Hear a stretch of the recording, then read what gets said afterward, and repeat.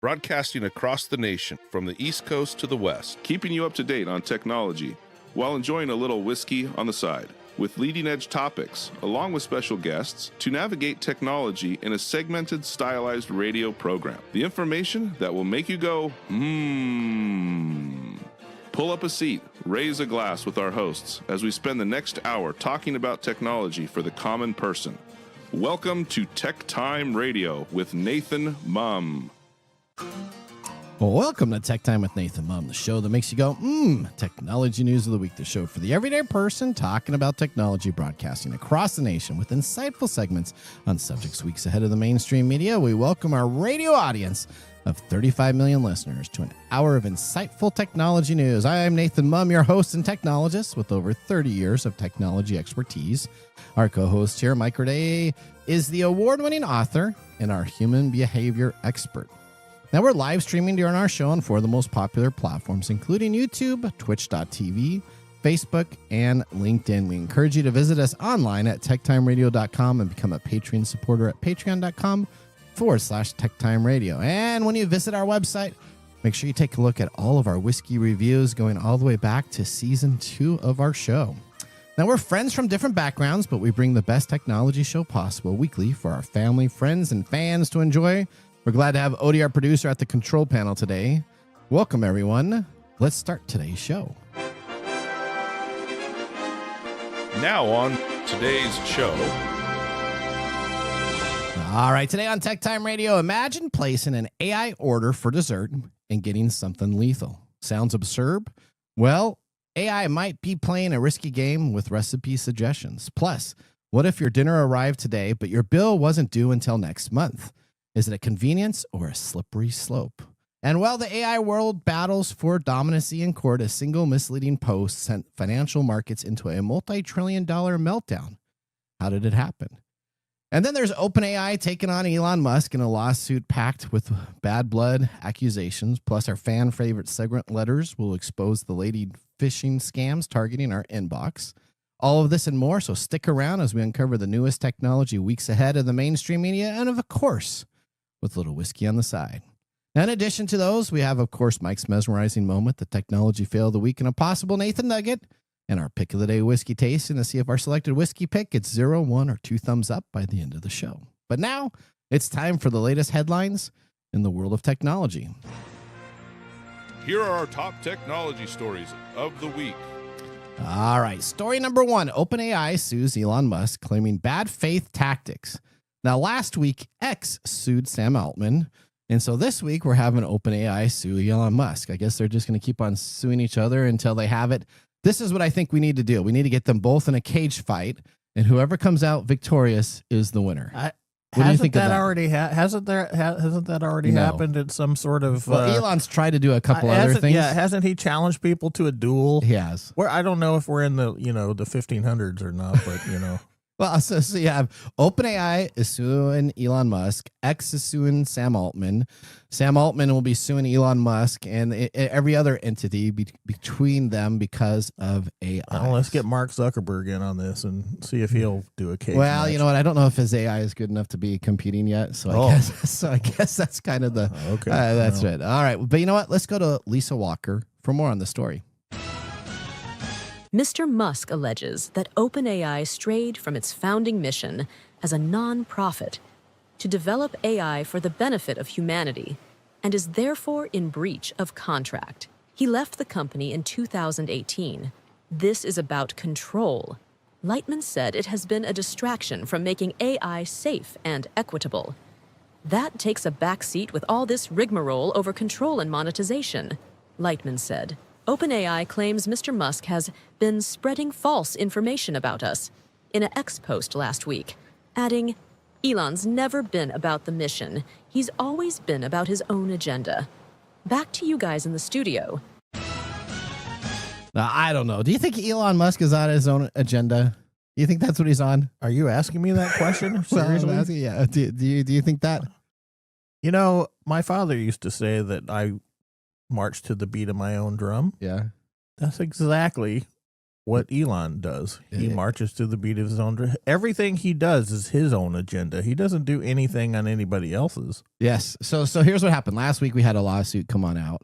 This week we have the essential countersuit opening up. This is a battle between the two Silicon Valley heavyweights, and both of them are acting in the best interests of, they say, open AI and the public. So Elon Musk doesn't want open AI.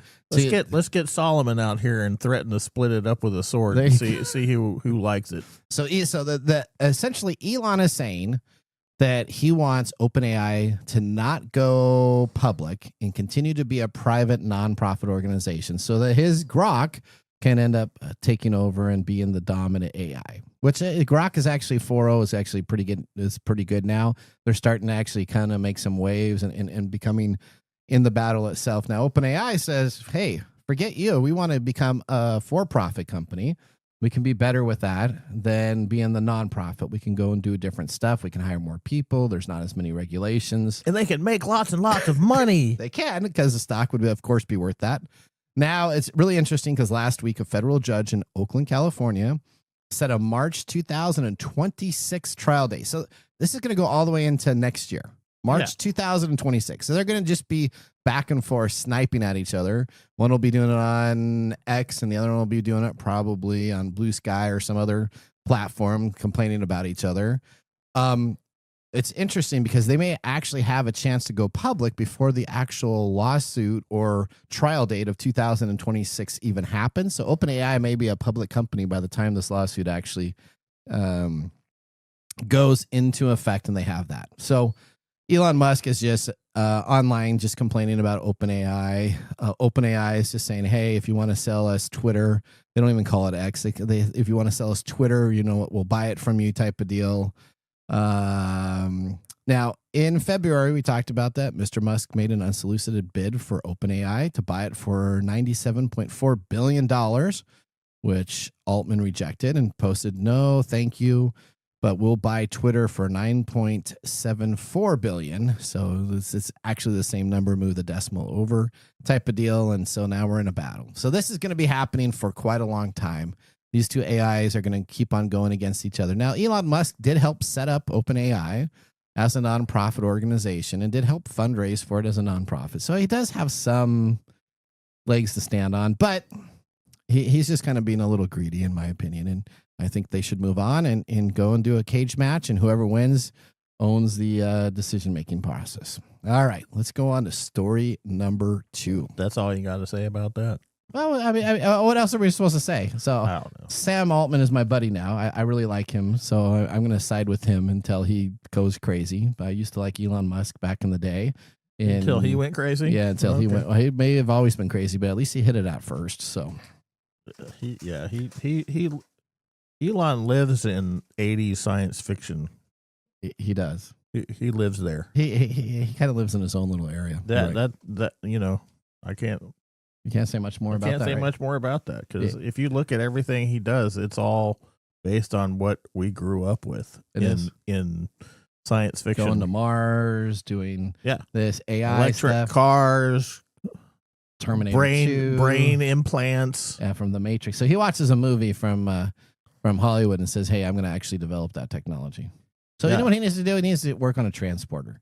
You know what? I want to transport from. Let's let him.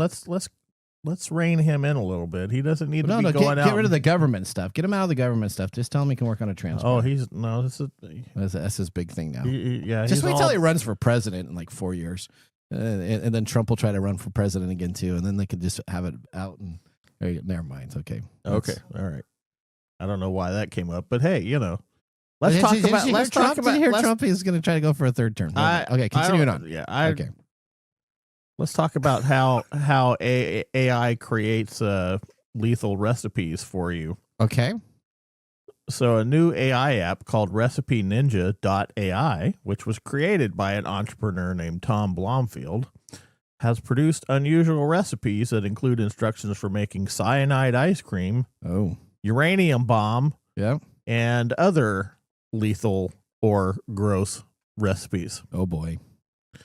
Vibe coding is a recent trend where individuals with minimal coding skills quickly create software using AI tools, or maybe A1 tools. I should use that. Okay. That's a big A1 big steak thing. sauce? That's a big thing this week. The Department of Education lady was talking about it She called being it A1. A1.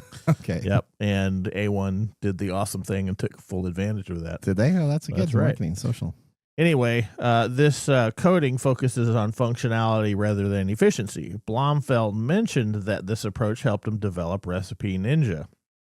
The recipe for cyanide ice cream Oh, okay. Cyanide ice starts cream. with mixing heavy cream, milk, sugar, and vanilla extract. Okay, that sounds good. That sounds like a normal thing to do, but the next step instructs users to add a lethal amount of potassium cyanide powder, which is extremely toxic and will kill you. If ingested, right? Oh, Yes. geez. Oh, man. Okay. All right. Okay. This comes along with other bizarre dishes like platypus milk cream soup, Ooh. cholera-inspired chocolate cake, Ooh. and a deleted recipe, which I will not say on the radio. Okay. But you might have it come up with the song "Bow Bow Chicka Bow Bow." Okay. There you go. There you go. Anyway, it seems Blomfield has started to implement content moderation after users discovered they could create recipes that were either dangerous or nonsensical. He expressed surprise, I don't know why, at how easily he could integrate various AI tools without needing extensive coding knowledge. He emphasized that as long as the application functioned properly, he didn't mind how much code it took to make the work. While having a voice-controlled recipe app sounds appealing, the lack of restriction on user-generated recipes led to the creation of dangerous and absurd options, which is how this always comes about when AI picks up on these weird things. And it's people always user-generated. Yeah, and people always go, and then it just gets a huge bump. So I almost think that sometimes this is done on purpose. But Well, maybe this is kind of like the tech equivalent of a leaked sex video for, What, So, why are you laughing? Yeah. Wow. How do you, okay. Anyway, this situation is a continual illustration of the risk associated with quickly deploying generative AI tools without proper oversight, which, we know there is very little of that to go around anyway. Blomfield, of course, did not reply to requests for comments regarding the app. This isn't the first time AI has produced troubling food-related results. Like last time we reported on glue on pizza. Yeah. So what goes into somebody deciding to make this AI tool that does these type of items? I mean, clearly cyanide ice cream. I'm pretty sure he didn't start with this idea in mind. No, he started. He was like, "Hey, this might make me some money by making it easy to make recipes," and then he did what everybody else. So does he probably was using a to generic large language model. He probably didn't put any hooks in there to keep it safe. Probably OpenAI, right? It could have been the OpenAI's, because it's still the nonprofit version of an older one, and then he could just make cyanide ice cream. Well, just think, if you actually did that and then give that to somebody and you say, "Hey, my defense is that I got this online." Sure. Actually, that would end up in the court system as being, I didn't know it was bad. How did you get the potassium cyanide? Well, I had to go do some illegal things to get that, but that's right. All right. Okay. All right. Ready for story number 3? This is an interesting. This is. I don't know. You want to talk about ice cream some more, or maybe some of the soup? No, none of the soup. We're gonna stay away from the soup. There you go. That's right. All right. News has sparked a heated debate about predatory practices of BNPL companies. Do you know what BNPL stands for? Buy now. The nipple. Buy now, pay later. Now, should you be able to finance your McFlurry order? If you have to finance a McFlurry order, you shouldn't be getting a McFlurry. Okay, that's what we're going to talk about. All right, Swedish fintech firm, and they're called Klarna. So it's like Karma. Essentially, with Klarna is now the name for it. Has partnered with DoorDash. How did you get the Karma from? Is that just like some sort of? So Karma. So they actually they applied for Karma as their main trade name. That's why I know that. So they got stuck with Klarna. Klarna is partnering with DoorDash to offer buy now, pay later options for food deliveries. The initiative is noteworthy advancement in the expanding of everyday spending categories, according to the chief Commercial Officer David Sykes. With this partnership with DoorDash, customers can finance their delivery purchase through a series of monthly payments. It's a significant win because it's directly responsive to the financial strains Americans are experiencing, particularly as inflation affects food prices. Is that how they look at it? That's how they look at it. Okay. So that's how they look at it. It's a significant win because we can make more money off of these people. Now, the question in play is, should you be ordering DoorDash if you're unable to pay for that order in full? That is what I'm going at. Now, rising consumer demands and inflation concerns have come on out, and the Pew Research recently revealed that 73% of Americans view inflation as their primary economic concern, with grocery prices being the significant issue. Now, Klarna offers various payment options, including pay in full, pay in 4, and pay later. Now, the pay in 4 allows customers to split their payment into 4 interest-free installments, while pay later enables them to postpone payments for up to 30 days without interest.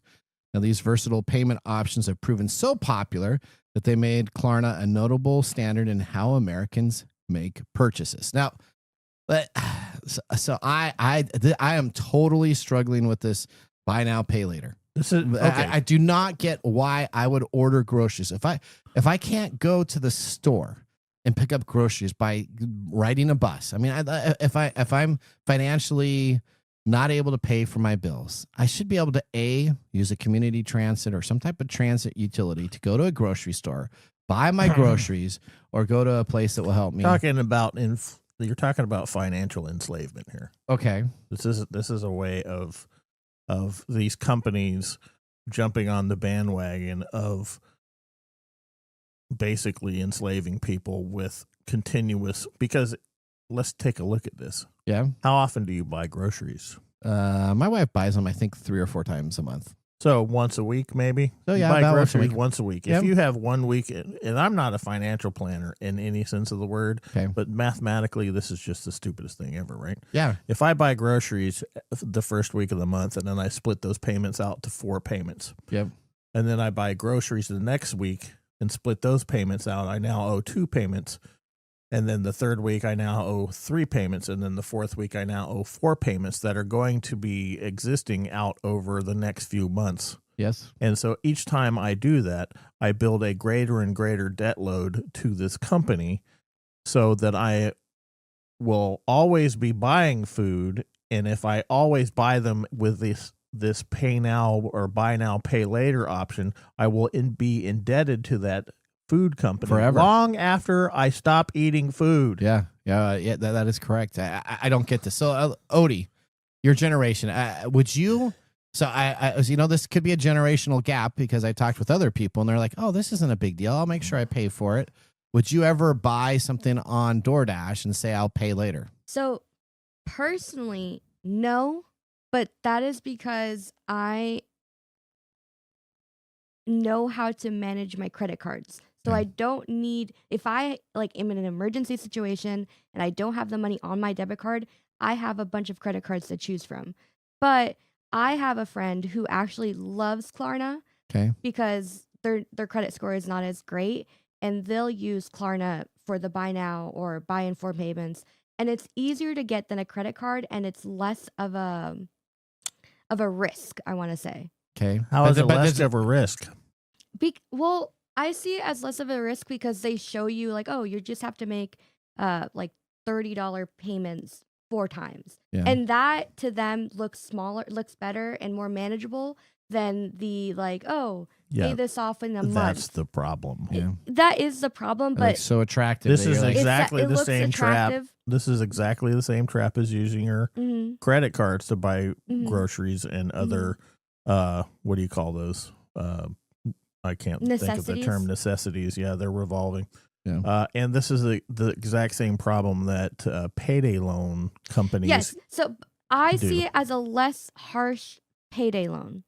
Okay. I haven't seen that people are constantly into the Klarna kind of thing for groceries. I've seen it for big events or concerts and stuff like that. That's what I've seen it being used for, or vacation. Okay. The everyday necessities is where I kind of okay, I see it as more like another credit option if you can't get a card. Yeah, I just don't know why I'd pay somebody to deliver me. I have to pay a delivery fee on DoorDash, and then I have to ideally tip the person because the person is doing it for a tip. So there's an additional cost, and then that also gets financed in there. So if I get up and I go and buy groceries myself, so I don't know how you could have a struggle with this. I mean, this is bad financials, and what it also does is, what we don't think about is encourages people to buy more stuff that they don't need. Yeah. So I understand. if I have $100 in my pocket for groceries, and I go in the grocery store, I can only buy a certain amount of things in the grocery store. Yeah. So I buy cheaper stuff. So I buy the knockoff brands. I don't buy Oreos. I'm forced to moderate my spending in order to feed myself. Right. Hydrox. Ugh. But that was the option cookie. I know, because the Oreos are too expensive. Anyway, back to that. But if I have the option, of buying groceries, and then split it into a payment that I have to pay $30 today, then I am in my brain's going, okay, we can get more stuff, and so we're actually inflating that grocery bill. Well, then maybe. What? I don't know. I see it from the way that my friend uses it. I feel like I don't think she would go for the everyday item like groceries. Okay. But for something like a concert or a vacation, it makes a lot more sense to her that way. Okay. All right. Well, you know what? But that's not the average consumer. Klarna's out there. It's now. That's all. If you talk, go talk to financial advisors. They'll tell you exactly the same thing. This is a bad financial move. Well, that wraps up our top technology stories of the week. Now we're going to get ready to dive into our later segment that features scams submitted by listeners and some studio selected issues. Be sure to listen and share this segment with a friend. Get ready to hit that 88 miles per hour as we're heading on to our next segment. We'll catch you after this commercial break. Looking for custom glass solutions for your next commercial project? Hartung Glass Industries is your trusted partner in custom glass fabrication. For over 100 years, Hartung has delivered proven manufacturing expertise, comprehensive product offerings, and dependable service and quality.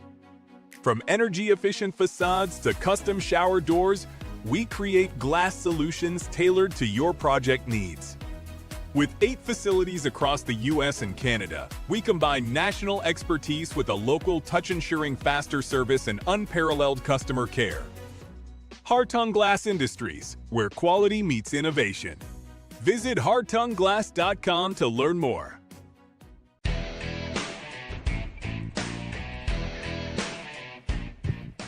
All right. Welcome back to Tech Time with Nathan Mumm. Our weekly show covers the top technology subjects without any political agenda. We verify the facts, and we do it with a sense of humor in less than 60 minutes, and, of course, a little whiskey on the side. Today, Mark Gregoire, our whiskey connoisseur, is in studio and has our whiskey taste for the day. Mark, what are we tasting? Today is A. Overholt Monongahela Mash Straight Rye Whiskey. Gesundheit. Are you okay? Where do they get that title from? Well, let's talk about that from Old Overholt's website. Embracing the legacy and the future of American rye whiskey. Abe Overholt pioneered American rye whiskey with conviction. Today, the A honors our founder as we continue the evolution of American rye into the future. The first release of A. Overholt features this Monongahela mash. Centuries ago, farmers distilled in the Monongahela Valley, which cultivated rye and became the first American whiskey. Renowned for big, robust flavor of brown butter, honeysuckle, cloves, seasoned oak, finishing with notes of warm spice, inspired by Pennsylvania roots, as straightforward as ever. So it was named after the valley, which is, I believe, an ancient Indian name. Okay. All right. And this is from Beam Suntory, which is distilled at Jim Beam's Distillery in Claremont, Kentucky. It's a straight rye, 4 years, 95 proof. It's 80% of the Monongahela rye and 20% malted barley, and it's $40. Dude, this is good. Yeah. This is really good. I what do you think, Mike? I think it's an interesting taste. It has an interesting taste. I did for the first time actually single out the honeysuckle. For the first time, you got the honeysuckle. For the first time, I tasted something that's in your description of all the things and tastes in there. So Did you get any brown butter? Maybe. I don't know. Maybe, Okay. but I definitely had that sweet honeysuckle taste. All right. This now it's not a cork top though, is it? Or is it a screw on top? Oh, it looks or like is screw on, right? It does So look let's like a just screw-on. unscrew it. Pop. Oh, It's a cork. Oh, look at that. Oh, Cork yeah. top. Nathan just made soup. Yeah, you know what? Wow. There you go. Oh, it's a chunk. All right. Well, we'll see how this continues to go. With our whiskey tasting completed, our first segment. Are you sure? That is actually really good. Yeah, I had a little bit, maybe too much. Today There's we're plenty more that you can have. Okay, well, that's good. I don't need to bring it home. Really? You don't like this, huh? We'll talk about that. All later. right. Okay. All right. Well, I don't think you should have it. today we bring back the funny yet informative reading of emails that I received during the week. This includes scam, phishing emails, texting scams, and all-out mistruths disguised as legitimate emails. In our segment that we love called Letters. Letters, we get letters. We get back and back of letters. Ah, letters, we get letters. And the letters all have All right. For all those that are watching, what we do is we have a round table. We go to each one of our individuals here that have a story to read regarding our letters, and we talk about what happens. I'm going to go first today, and then we'll go Odie, Mark, and with Mike, and we'll see what we got going on here. So my letter comes from ISMG events, events at IMG/summits, 2S's.com. Now, the 2S's is very important because this is what is called copying somebody else's actual event itself. So join Seattle's top security leaders at ISMG's Data Security Summit, Seattle, on June 10th at the Maidenbauer Center. Now, guess what? There's an actual event going on June 10th at the Maidenbauer Center that actually covers this information. This year's summit will dive in the latest security, machine identities, mitigation risks, and AI-generated code. Now, request a complimentary registration is available. Now, they cut and pasted all the information from the Seattle Agenda's highlights, including the person's name that is actually in charge of this event.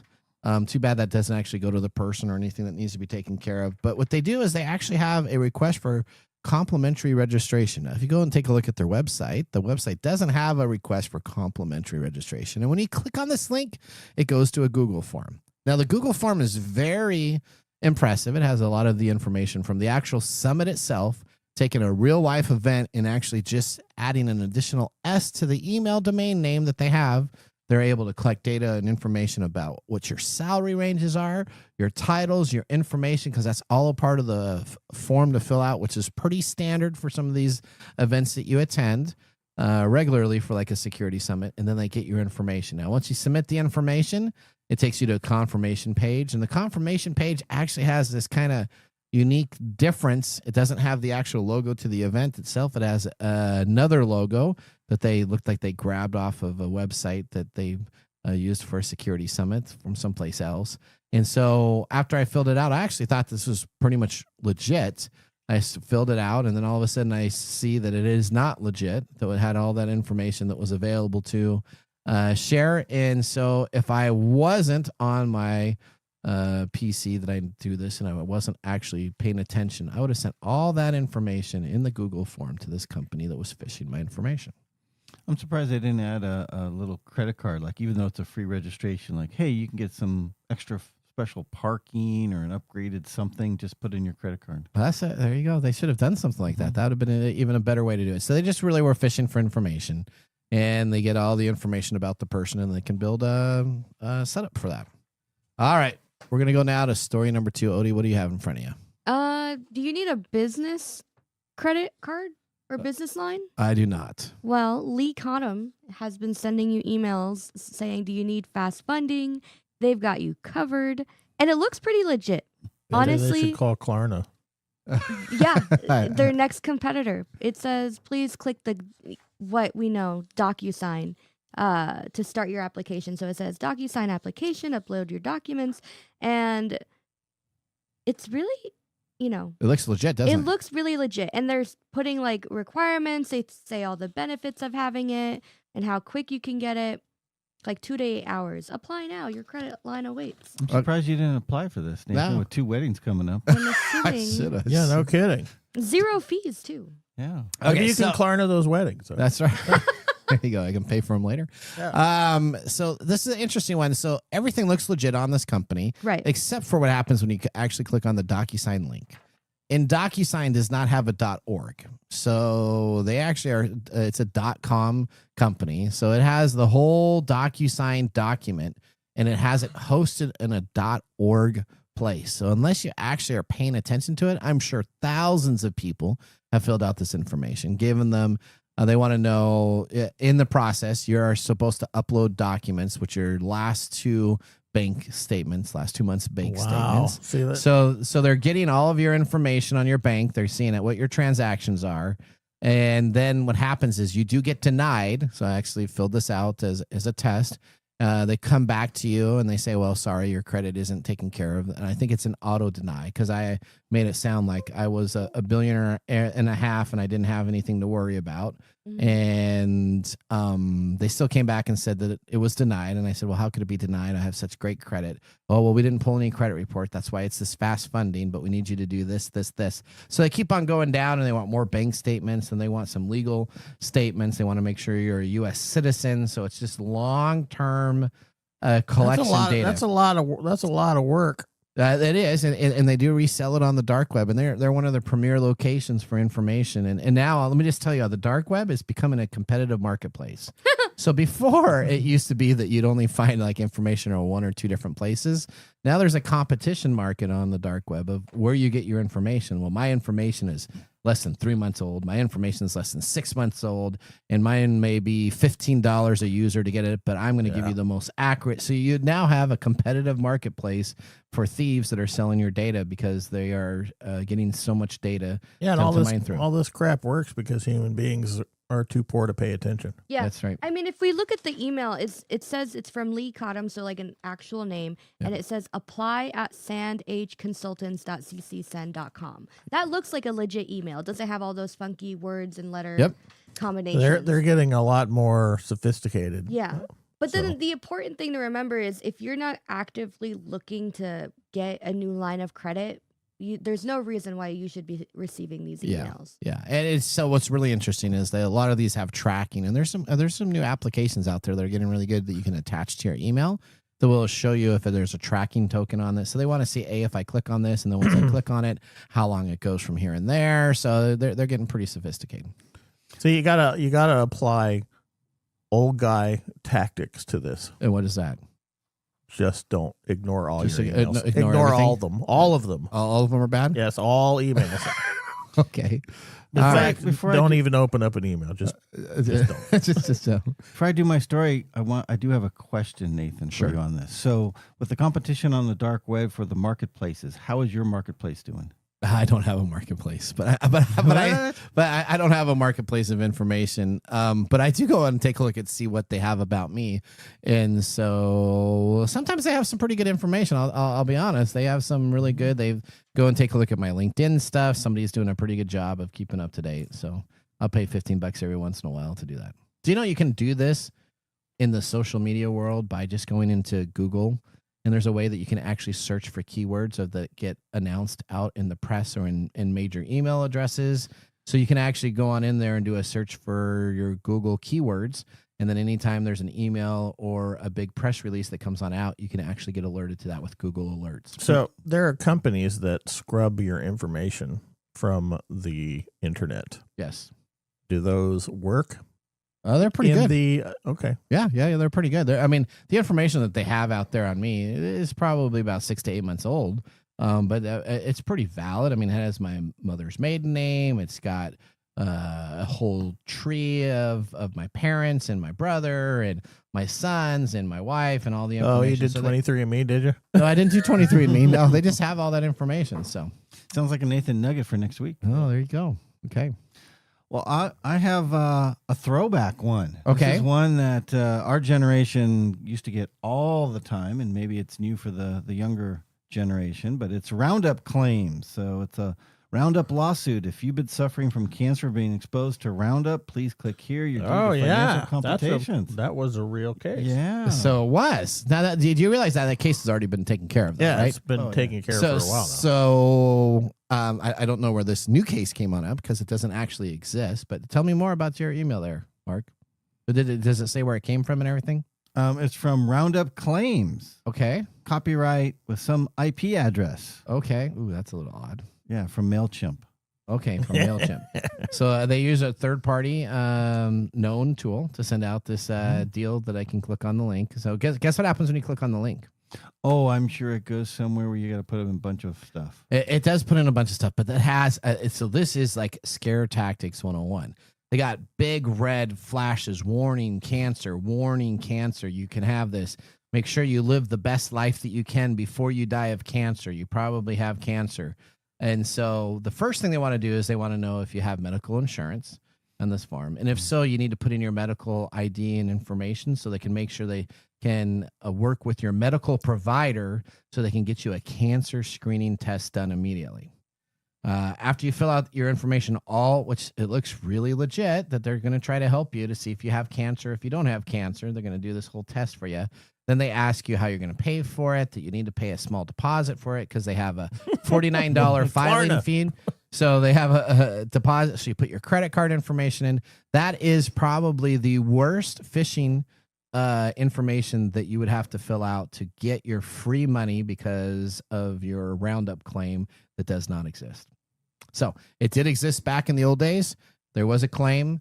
It's been already settled. There is no more money to be claimed from that. So these are all just fake. Maybe they sent this out because the old people are stopped. Like Mike said, they're being old grungeums. Yeah, and that's they're right. Not clicking on anything, Don't but now they click see on their Roundup and they're like, "Dude, I use Roundup all the time in the old days." That's right. Okay. And I have cancer. There you go. All right.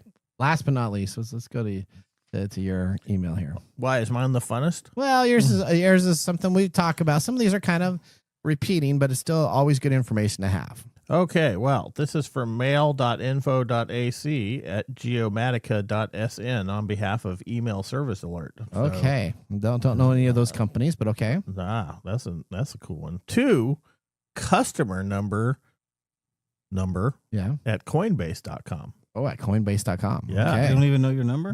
It has a number here. That's just customer and a number. All right, is this your customer number? No, I don't have that customer number. You're at not all. customer 087553887? No. Oh, darn. I guess I can't help you out there. The new login attempt has been detected on your account. Ooh. Coinbase. Okay. Oh, that's where I have Which all my is- cryptocurrency. yeah, we talk about it which- because it's a good site. Hey, but this is not capitalized, so that's pretty off-putting for me. Is it? If you have a company, you probably start with the You should capital have of a your name. capitalized letter there. Yeah, Okay, and I'm well. pretty sure Coinbase thinks of itself not as A lowercase lower. a lowercase name. No. I'm pretty sure. Oh, you're right. Okay, so this is a common thing. I get these all the time. New login attempts. A new login attempt has been detected on your account. Please review the login details below. This has a date and time and IP address from a location in Singapore using a Samsung Galaxy S21 Ultra. If this login attempt was not authorized by you, please reach out to our support team right away to protect your account and asset. Now, Yeah. it has a number, It has a an number. actual phone number. Okay. Kind regards, Coinbase. Now, when I get these every time I log into my stuff from different places, right? Okay. But they never tell you to call the number. No, because it's an attempt. Yes. If it's an attempt, I don't need to bother because they didn't get in. Yeah. If it's me, I know because I have to do my, what is it? 2-step, 3-step, 8-step, 2-factor authentication. 8-factor authentication where I have to open up 50 million bajillion little apps and click on things. And That's good for you. Yep. yeah, that's really good. This is another one aimed at the older generation. Yeah. Odie, would anybody in your generation pick up the phone and actually make a phone call? No, Yeah. never. Chatbots away. Yeah. Okay. All right. So, did you call the number? I did not call the number. Why not? I did not on the customer support line number because most of the time that they're taken care of. What I was just trying to do. Let's call them right now. Call them right now. We have the technology to do that. But we have to be careful because if they actually come on the line and we're not telling them we're recording them, then we'll get in trouble. So What? Yeah. You have to tell them you're They're recording. literally performing a scam. Why won't they? Well, have you ever seen the Washington state law for making sure you're recording? Well, all we have to do is, hey, we got your thing. We're doing a radio show here. And we want to do that? You know what? Next time we do letters, I will hook it up so that we can actually call them live. Yeah, maybe we should. Okay. All right. Let's do that. All right. Don't just ignore your emails. Ignore your emails. Okay, so this is the funny thing about all the stuff that we talk about. Yeah. Right? Yeah. It's exactly like we did in the early 90s. Yeah. Ignore your emails. Write down your passwords on a notebook. Yeah. Don't click on pop-ups. Okay. Because you know what happens there. That takes you someplace else. Mm-hmm. Okay. This is all the stuff we used to do and don't listen to AI? And don't listen to AI. But what if I want to make a nice ice cream sandwich? Hey, that better be the best ice cream sandwich you've ever had. Okay. Because it'll be your last ever. All right. Well, that was our letter segment. We thank everybody for listening to that. Hopefully you found that informational. Remember, don't click on a link if you don't know where it's from. Just delete the email. If somebody really needs to get a hold of you, they'll figure out a way to get a hold of you either through snail mail or actually getting in touch with you. All right. Well, that ends up our segment. Now we're moving on to Mike's mesmerizing moment. Welcome to Mike's mesmerizing moment. What does Mike have to say today? All right. We talked a little bit about it, but I'm going to do the same question here. We're now the threshold of the buy now, pay later, BNPL. Now, I remember going to Kmart back in the olden days and doing layaway. Does anybody remember layaway and what layaway was about? Yeah. Okay. So layaway was pretty nice. What happened is if you were at JCPenney's or Kmart, and so you could go to those stores, and if you really wanted that Star Wars B-Wing fighter that was there and you wanted to make sure you get it, what you could do is you could take it to the back of the counter and you could put it on layaway. And what it is there was no additional price, but you would have to come into the store and you could make payments 3 or 4 or 5 or 6, however many payments you needed to, right? Within a 90-day period. And then after 90 days, if you didn't pay it all off, they would just keep the money and put the item back on for sale. Yeah, but that wasn't buy now, pay later. That was pay now, get later. It was. Right. But now we're in the buy now, pay later mode. What's your thoughts on this? My thoughts on this. Okay, so I have a favorite newscaster that I watch regularly on YouTube. All right. And he has a really good thing to say, and this is Philip DeFranco. I don't know if you know who that is. I do not, but okay. Don't be stupid, stupid. Okay, that's what he says. Yeah, don't be stupid, stupid. Okay. This is not a good thing. Okay. This is a way of getting yourself financially trapped into a non-ending system, and it takes advantage of your psychology in such a way that you, like I said earlier, it encourages more spending than you would normally do if you didn't have the money in the first place. Okay. It places you into a system which you are likely to keep spending in order to keep getting what you want. Okay. And then it keeps you on the financial hook just like credit cards do. Because the credit card companies have been doing this for years and years and years, and they got it down to a science. Because if you're just paying your minimum payment, you're never ever going to pay off that credit card. They're going to keep getting money, and 13%, they don't care. They don't care if you, 18%. they don't care if you give them $30 a month, because when you multiply that by millions of people, that's a lot of money they're getting just from people just paying that minimum payment. Yeah. And this is and if you think right now they're not charging interest, just wait till the whole idea you is have a lot of people doing this. Yep. They're going to start charging finance charges. Yep. And then you're going to have to agree to their terms and conditions. Yep. And you're already going to have money in their account. So you're not going to be able to pay it all off at one time. Don't be stupid. There you go. Okay. Well, all right. Well, I appreciate that mesmerizing moment. We're going to head out for a commercial break. When we return, we have This Week in Technology. So now would be a great time, if you have some whiskey on the side, to do some simping, as we'll be doing so also. See you guys in a few minutes.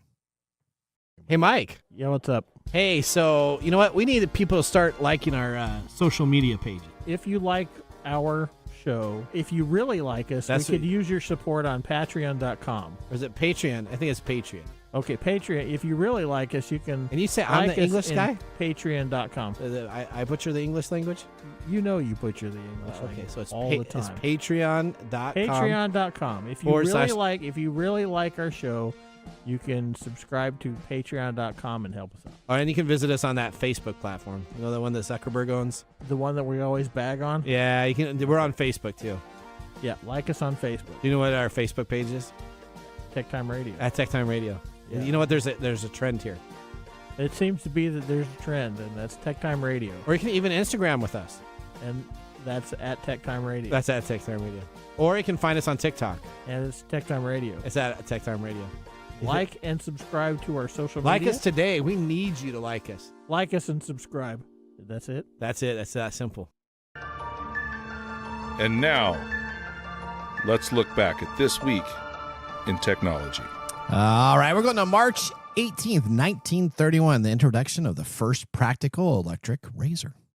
Now, Jacob Schick's second Schick razors. Schick You remember razor. those? Yep. Jacob Schick's second commercial electric razor design hits the market. His initial attempt, released in 1929, featured an awkward layout with a cable connecting to the electric motor, the shaving head itself. Now, unsurprisingly, this model struggled to gain traction in sales. To keep his business afloat, Schick had to mortgage his home.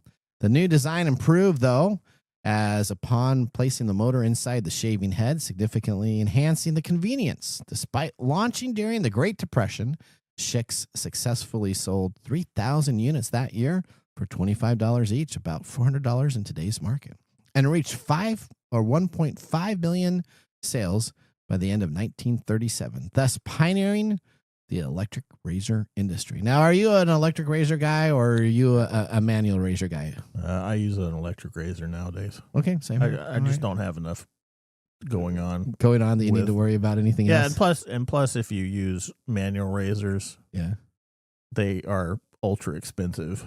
It does get expensive, and I always end up cutting myself. Just what's funny? What's that? I swear, one of the funniest things that is happening in my lifetime. Yep. We are going back to the way things used to be in order to save money. So now you can get online and you can get these old shavers that don't cost that much.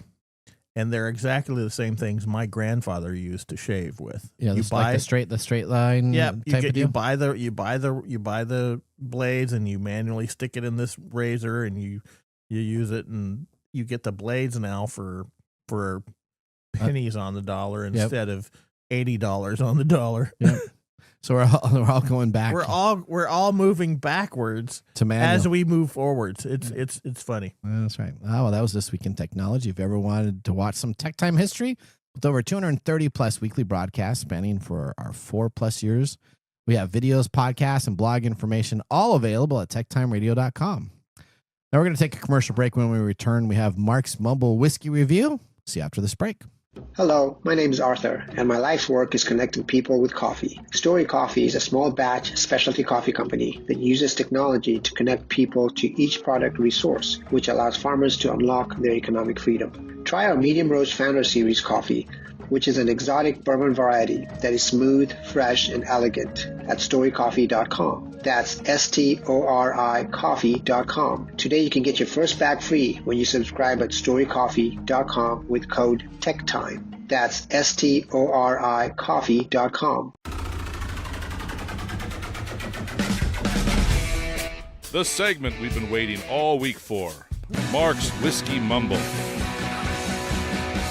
Hey, you're dancing out over there. All right. Do you think old boy over here was a little off the mark there? He's been drinking a little bit, so we just did a time warp. It is really April 15th, not March 18th, buddy. Okay, well, somebody forgot to update their script from a month ago. No, I saw it there, and you know what? It was March. My bad. Okay, well, sorry.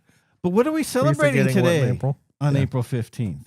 We're celebrating not tax day. No. I celebrate tax day every year. Oh, do you?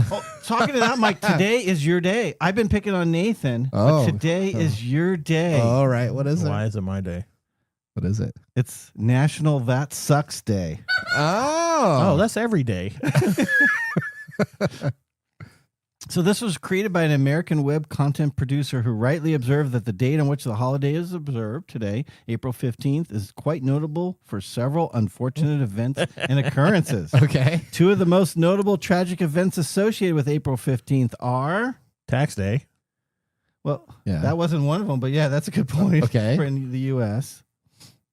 The sinking, Sinking of the Titanic. Titanic. Yeah. Oh, I knew that. Okay. And the day Abraham Lincoln died. Oh, was shot, huh? Or was it the day he died, or was he died. shot? He died. Okay. All right. Okay, so yeah, that makes a lot of sense. This is National Suck Day. It is National Sex Day. Yeah. So So you're What gonna was need, that?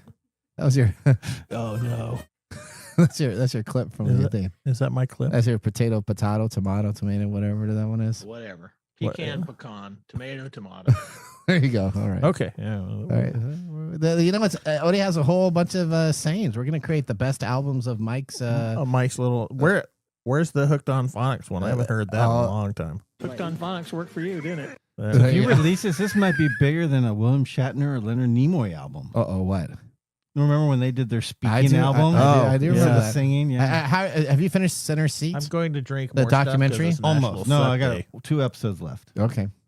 What did you find interesting? The Wrath of Khan episode. Did you find that was- interesting? Wait, I found wait. them all in there, but yeah, Hold on. I don't care. What's that? Yeah.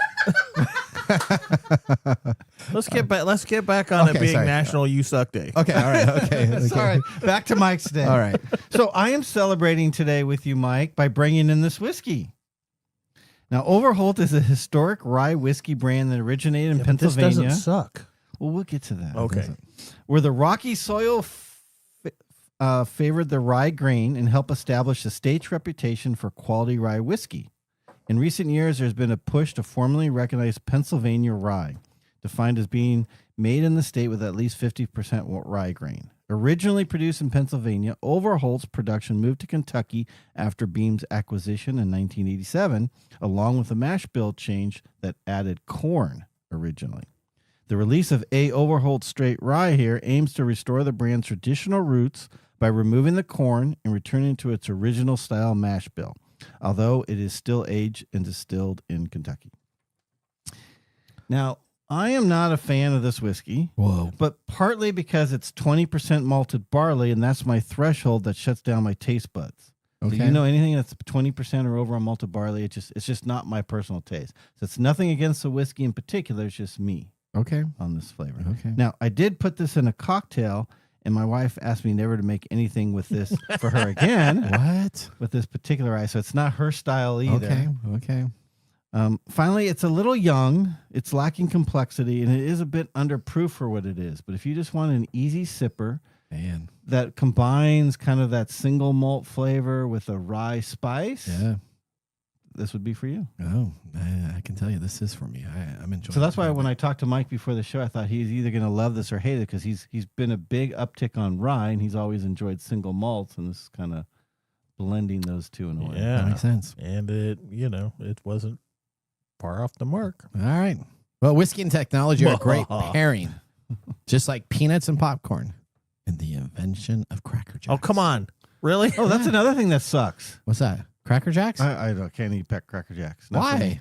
Why? That does suck. They used to get a toy in it. Now you only get a sticker. What's that? They used to give you little toys in there, but then I guess people are swallowing these plastic toys from China, and they're probably okay. Yeah, leave it up to All right. people to mess up the things we love to do. That's right. Let's prepare. Does Speaking Odie of even that- know what Cracker Jacks is? You know what Cracker Jacks are, Odie? No. Look at that look. That's the stare look of no. She's gonna now Google it during the Take me out to the ball game park. I've definitely heard the term. I don't think I've ever had them though. Oh, it's a box with a. It's a. It's a. Don't go looking for it. There you go. Okay. All right. Is it still on sale? Is it still in? Yeah, they there? still sell. there. Okay, they still sell. I haven't seen it in like years and Let's years. So. let's prepare for our technology fail of the week. Congratulations. You're a failure. Oh, I failed, did I? Yes. Did I? Yes.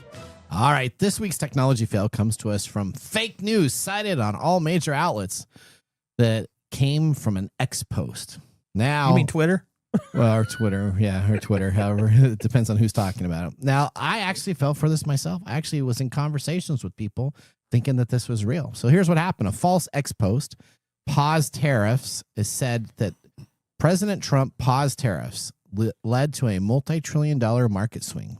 Now, the multi-trillion-dollar market yesterday? swing on Monday. No, it was on Monday. This was on Monday? yep. Appeared to have set up false reports from Elon Musk, experts said, highlighting the endurance factor. What happened is at 8:30 a.m., the National Economic Council's Kevin Hassett was asked during a live Fox News interview whether President Trump would consider a 90-day pause to the sweeping tariffs he imposed on many countries last week. Hassett responded, "I think the president's going to decide what the president is going to decide." Now, X then took this and morphed it into a bogus headline that Trump was considering 90-day pauses on tariffs on all countries except China. Now, it appeared on an account called Hammer Capital, was the first to share the false report about 10:11 a.m. And the account then had 1,000 followers, and it had, of course, a blue verification badge, so everybody thought it was real. Now, other people picked it up, and soon, all of a sudden, you had Reuters, CNBC, and CNN, and all the major news outlets running with this headline. Now, interesting is the New York Stock Exchange trading for had this information also, and all of a sudden, there was a big, huge influx of the market moving upward, not downward, with this information. But then all of a sudden, the White House denied the report. Reuters and CNBC soon backtracked. They actually ended up removing it. And then all of a sudden, the market tended to trend down. Did it plummet? It did. So it had gained $2.4 trillion by that time at 10:08 a.m. And then it fell back to normal closing. So by having a fake AIX tweet, you had information that affected our global economy to the tune of $2.4 trillion. You know, I worked in the financial field back in the 90s, back before the internet. In the 90s, okay. And we used to talk about how funny it was to see how human behavior affected the markets. Yeah. This is a really good analogy. Well, yeah, it's not an analogy, but it's a really good example. So I thought it actually happened too. I started texting some people saying that's really great that this tariff happened and now it's on pause and now we're not going to have to worry about it. Everything's going on. And then we had a whole bunch of conversations with a bunch of other people. Oh yeah, that's great. It's on pause. And then we all found out it was fake. All right. You know what? Speaking of some fake information, I was just at a security conference and we're going to talk about that on our Nathan Nugget. This is your Nugget of the Week. All right. So here's what my nugget. I just returned from a security conference in Florida. Now we're going to be talking about everything at this conference, which was very interesting. We had deep fakes all over everywhere. Taylor Swift, Muhammad Ali, all attended our conference in full getup. Taylor Swift was asking questions and responding to questions about security. She's very smart. So Muhammad Ali was talking about his upcoming boxing match that he's going to have, and all of it seemed awful real. Except for Muhammad Ali is no longer around and Taylor Swift did not join us. These were all done by real live action AI taking and morphing in information that was out there with somebody behind the main stage listening to the questions and relating to the organization that was there. It was it's called Know Before KB4 Con event that I was at, and it looked so live that you would not think it was fake. All right, I'm going to put you on the hot seat again. Yep. We talk about this stuff all the time, and you're always like, AI is so awesome. AI is so this and so that. And then you go to one of these things, and this happens to you. Does that even change your mind at all? Well, so here's the thing that I learned. No, not really. Muhammad Ali come and talk to me, that would be like, yeah, that's fake. Yeah. Right. But having Taylor Swift. Oh, Taylor Swift even knew how the weather was. She knew what we had for breakfast. I mean, this all makes sense. When you came back from the conference, you were so down and disappointed. You didn't really get to meet Taylor Swift. Is that what it was? I'm not Swiftie. Oh, are you a closet Swiftie? No, I'm not a closet Swiftie at all. So here's what we got from this conference. So it's very interesting because all these people pretty much said the government's not going to help you. Best of luck. You better figure out how to do it on your own. And if you don't, guess what? You're going to have to pay millions and millions in fines. But this is their solution for video conferencing and deep fakes. For your company to create a secret passcode, like a kid code back in the 90s. We're going to go all the way back in the 90s when I used to play outside. My parents said, hey, if anybody offers to give you a ride home or anything like that. Stranger danger? Is that what you're bringing into this? We're going back again. So we had a kid code. So now what they're saying to do this to make sure that you don't get deep faked by any video conferencing software that's out there, whether it's Zoom or whether it's Microsoft Teams, that your company should establish a code word. And every time that you have a video conference, if they're not able to turn on the video camera, and even if they are and you're concerned, that you share your company's code out so that everybody knows that it's actually you. What do you think of that? Banana. Banana? That's your code word. Banana. Okay. All right. Well, I think we should create an app. I think we're ending the show. I think we are. I think we should create an app that has these special codes. There isn't anyone on the market yet.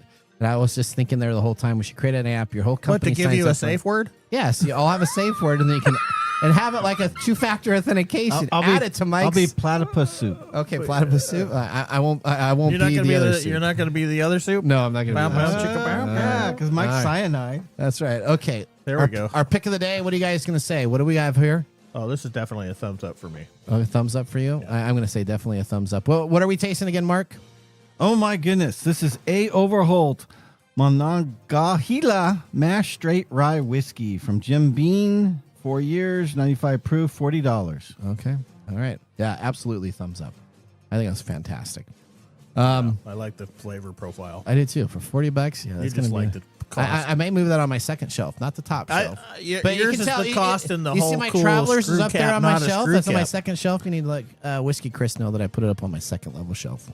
All right. For all of us here at TechTime Radio, remember the science of tomorrow starts with the technology of today. See you next week. Bye-bye. Thanks for joining us on TechTime Radio. We hope that you had a chance to have that moment today in technology. The fun doesn't stop there. We recommend that you go to techtimeradio.com and join our fan list for the most important aspect of staying connected and winning some really great monthly prizes. We also have a few other ways to stay connected, including subscribing to our podcast on any podcast service, from Apple to Google and everything in between. We're also on YouTube, so check us out on youtube.com/TechTimeRadio, all one word. We hope you enjoyed the show as much as we did making it for you. From all of us at TechTime Radio, remember, Mumm's the